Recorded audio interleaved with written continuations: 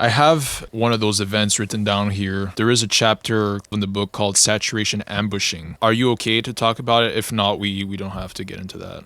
I can't talk about that event in detail. I can only say basically what happened.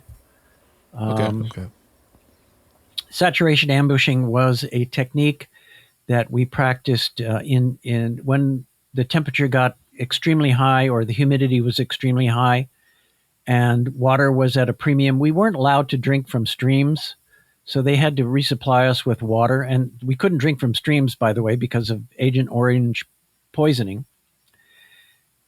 And so this technique was we would take the entire company and we would set up in small ambush units along a 5 kilometer trail that we knew from experience was heavily trafficked. The enemy only moved at night, whether it was Viet Cong or North Vietnamese. They only moved at night. They never moved during the day because they knew that if we captured them, we caught them during the day, we had superior firepower and we would eliminate them. So at night was when they moved. And by the way, they were extremely good night fighters, much better than we were.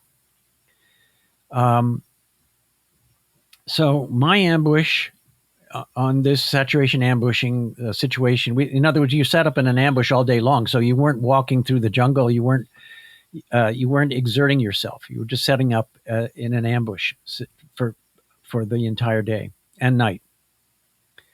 And we had a single soldier come into the first ambush on this 5 kilometer trail. And after that single soldier passed, the report was given to the company commander, who was at the fourth or about the fourth ambush, that we had a single soldier coming down the trail. And the company commander was concerned that he was the point man and there might be more enemy soldiers behind him. So the soldier passed the second ambush, and the same report was given to the company commander. Again, the company commander was concerned that there might be more enemy soldiers coming along. So he instructed me to take this enemy soldier out silently. And I asked for volunteers if anybody was willing to do it, and no one was. So I told my radio operator who carried a 45 pistol that I would move down to the trail, the edge of the trail behind a tree, and he would stand right behind me with his pistol ready. And if I got into trouble, he was to shoot the soldier in the head, not me. I made sure he knew the difference between the enemy soldier and me. Took off my helmet, went down to the tree. Radio operator stood right behind me, and this soldier came down the trail, and I had to kill him with my knife. And that was a very, very traumatic experience, not one that I care to remember, but it had to be done. And there were no further enemy soldiers coming down the trail. So we pulled the body off the trail and resumed the ambush. So that was a very tough experience. One of those ones that I had to lock away in that trunk.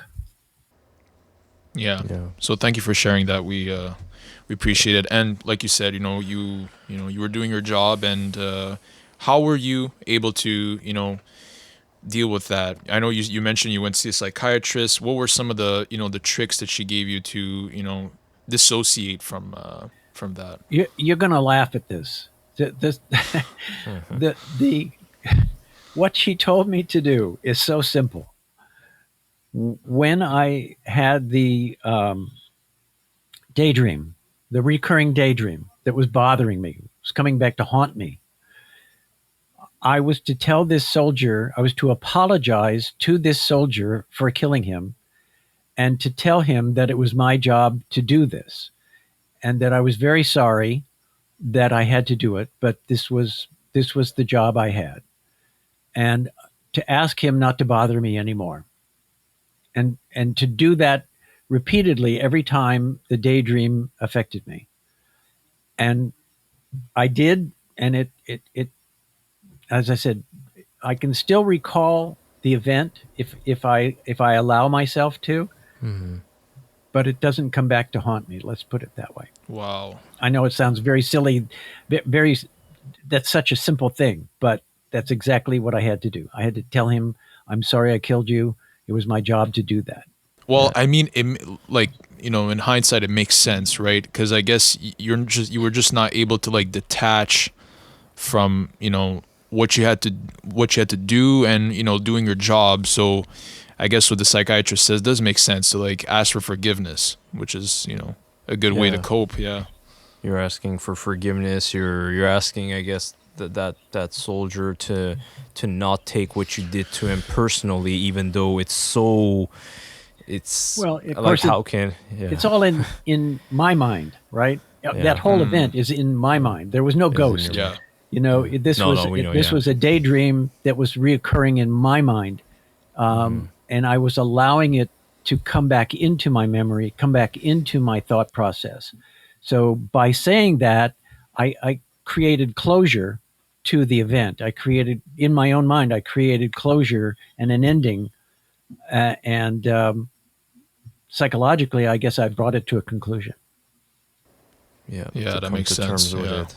Yeah. No, it's something very hard, Robin. I mean, yeah, I don't think anybody can really understand it unless they've lived it, and you know, I mean, as much as you've tried to be tough and to keep it locked away, as you said, just one day it is gonna come out, and I think that's the thing. We all need to learn ways to come to terms with some of these traumatic experiences that we live, and we thank you for sharing that. Well, and interestingly, I've talked to a lot of veterans, and many of them tell me much the same thing that, yeah, they had some nightmares when they came back, but it wasn't for many years afterwards that they really started to have PTSD impact them and to seek help for that. And those that sought help to this day have profited from that help. But the ones who continue to have it buried, it can really change you, and it did change me. It changed my personality. It made me a much different person, and I have had to work very hard with my own children, my own sons, and my wife to bring back a personality that is less militaristic and you know More open and, more open, more loving. yeah, I, I, vulnerable. I'll tell you, one of my biggest accomplishments is being able to hug and tell my sons I love them. Believe it or not, to say those words Wow. for a while there was very difficult to do. You lose your sense of love and empathy. I Wow. lost it for a long time.